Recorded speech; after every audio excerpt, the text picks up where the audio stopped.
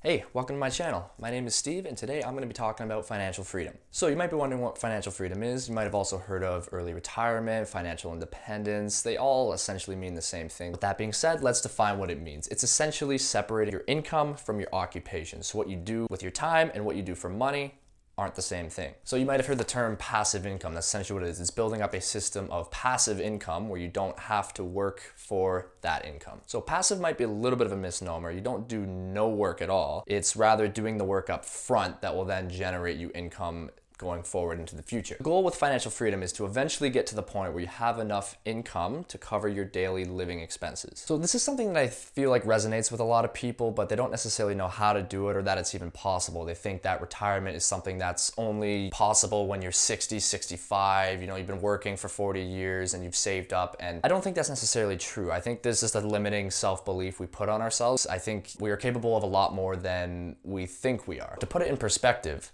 88% of millionaires are self-made according to Fidelity Investments, which means they did not inherit their wealth. They earned it themselves. They made it themselves. So something like financial freedom is definitely possible. Plenty of people have done it before, and you don't necessarily have to even be a millionaire in order to get it. But is it worth it? There is a large number of people that either don't like their jobs or dissatisfied with them or just flat out hate it, right? Some sources say the number is 50%, others say it's as high as 85%. But the point is that there's a lot of people that don't particularly like how they spend most of their time. In my opinion, life is too short to spend a third of your time doing something you don't really like very much, or not very passionate about, or just you're indifferent towards. Wouldn't it be nice to not have to work? Now, don't get me wrong, this doesn't mean you're gonna sit around all day doing nothing, although you certainly do have the option. I think that would just get a little too boring.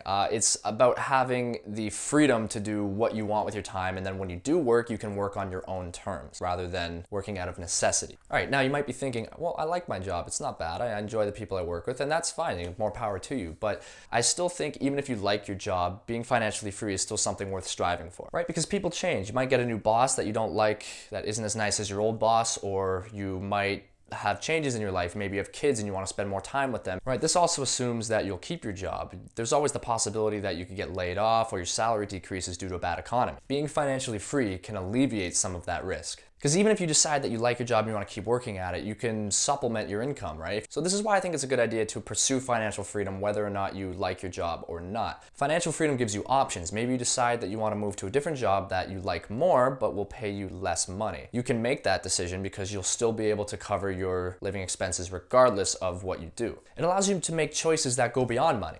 Right? If you have the difference between a job that you hate that makes 100 grand a year or a job that you like that makes 20 grand a year, maybe you decide that you want to go with the job that only pays 20 grand because you don't need the extra money. That additional 20 grand is bonus money, if anything, because you don't need it.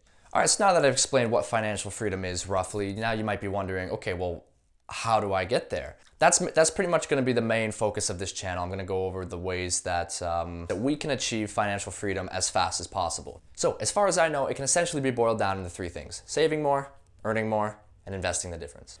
All right, so the first thing we have, and it's essentially the starting point of financial freedom, is frugality. We need to build a solid foundation upon which everything else is laid. Being smart with your money and being able to manage it properly is what will allow you to sustain your financial freedom long term into the future. Right, like I'm sure you've heard the story of that young person who won the lottery and then they go nuts and they spend it all. Right? They don't know how to manage it properly or invest it properly, and it just disappears. They have nothing to show for it, and now they're back to square one. So while I know that things like personal finance and managing your money doesn't really sound very fun, sounds kind of boring, it will allow you to sustain your financial freedom indefinitely. And it doesn't mean that you have to be frugal forever. It's just in the short term, you're living below your means with the goal of increasing your means. Frugality is essentially trying to figure out what's the lowest amount I can spend to cover my basic living expenses while still being relatively comfortable. And that number is probably quite a bit lower than you think. There's a lot of things that we buy that we don't necessarily need or even want, really. We just buy them because we think they'll make us happy or we think they'll make our lives easier, but like we just don't think about it very much. And it's just being a little bit more conscientious about what we spend our money on. So a lot of people will argue for just increasing your income and not really focusing on the spending side of things and the frugality aspect of it. And the reason why I think that this is incomplete is because there's always going to be the temptation to spend more if you don't already have a handle on your finances. As you start to work harder, you're increasing your income, you're making more and more money, there's always going to be that temptation to spend a little bit more. It doesn't necessarily matter how much you make, it's how much you keep. So one of the criticisms I hear about frugality is that you can only decrease your spending so much, whereas your income, you there's no ceiling on that. You can go as high as you want. And while that may be true, the thing is, it's not so easy to increase your income. That takes quite a bit of work, and it's not something that can happen overnight. But whereas spending, you can just decide to stop spending money on things right now. I can decide not to buy that new gadget at the store. I can decide not to get lunch today. I'll make my own lunch instead, right? These are things that you can change right now. It takes a decent amount of time and work to increase your income, whereas decreasing your spending, you can do just like that. So another way of looking at it is if you spent $0, you would only need to make $0. You wouldn't need to make any money, right? Because that's your level of living. Now, obviously that's not realistic. Nobody spends $0. But the point is, if you can get that level as low as possible, you only need to increase your income relative to the amount that you spend. Like if you're spending $1 million a year, you need to be making at least $1 million a year. But if you're only spending $50,000, you only need to make at least $50,000. So frugality is about determining what your baseline is. What's the lowest amount I can spend without sacrificing my quality of life?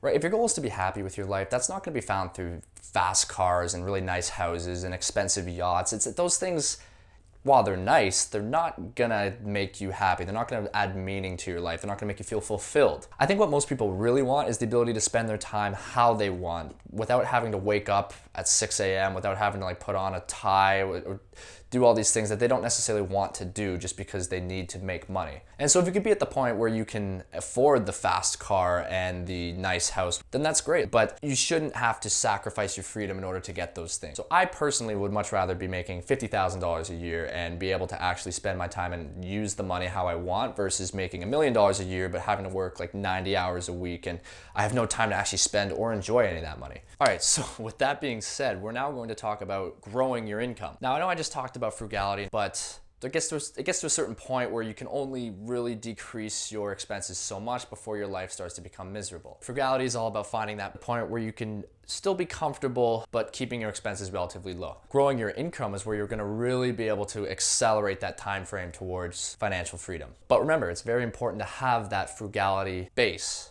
You're still being very frugal while you're increasing your income. You're keeping your expenses low. That's gonna allow you to really maximize the amount you're able to earn, right? If you're not frugal while you're doing this, then that temptation is always gonna be there to spend more, and you have to nip that temptation in the bud by starting out with the frugality mindset from the beginning.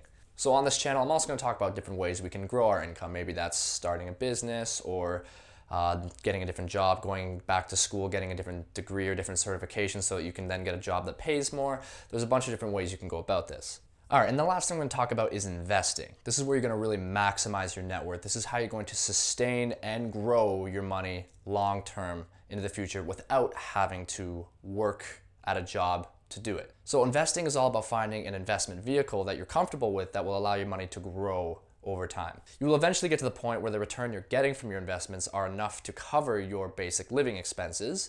And it is at this point that you've achieved financial freedom, right? So the more you can cut your expenses and grow your income, the more you can invest and the faster you can get to financial freedom. So it's now at this point that you have a choice. You can either continue to work and continue to grow your investment portfolio so that it pays you more and you can increase your means even higher. Or maybe you decide that you want to move on to something else. Maybe the amount that you have coming in is enough for you. You're content with it and you want to move on to something else. Maybe you want to try writing a book, or you want to start a charity, or you want to travel the world, or you want to do whatever you want. The point is you now have the ability to do that. So regardless of what you choose, you know that every single day you wake up, you are doing exactly what you are choosing to do. You no longer have to do it. You no longer have to worry about money. So my primary form of investing will be real estate, but I know people that are big into stocks and crypto, and there's nothing wrong with those as well. I just personally like real estate the best, but it's all up to you. You got to decide which one works the best for you, what your goal is, how fast you want to get there, and these are all things you have to take into consideration when deciding where should I actually be putting my money. So while it might not be fun to think about money and personal finances, it can mean the difference between a lifetime of struggle and a life that is filled with incredible opportunity. All right, so let me be clear. I'm by no means an expert on any of this. I am very far from achieving financial freedom myself. I just wanted to create this channel to document my journey and then also maybe share with you anything useful that I learn along the way. So to recap, we shouldn't have to wait 40 years to be able to enjoy ourselves, to be able to actually spend our time doing what we truly want and what we're truly passionate about. We should be able to do that as soon as possible. And that's what financial freedom is. It's getting to that point as soon as possible. Maybe Instead of waiting 40 years, maybe it's only 10 years or 5 years even before you get to that point. Again, it's not about wanting to buy all these different things and going on luxury vacations. It's about having the freedom to spend your time how you would like. All right, so if you like what I've said here, anything resonates with you particularly, feel free to subscribe to my channel. You don't have to though. I would really appreciate it. So I'm gonna leave you with a quote from Seneca the Younger. It is not the man who has too little, but the man who craves more that is poor. Take care.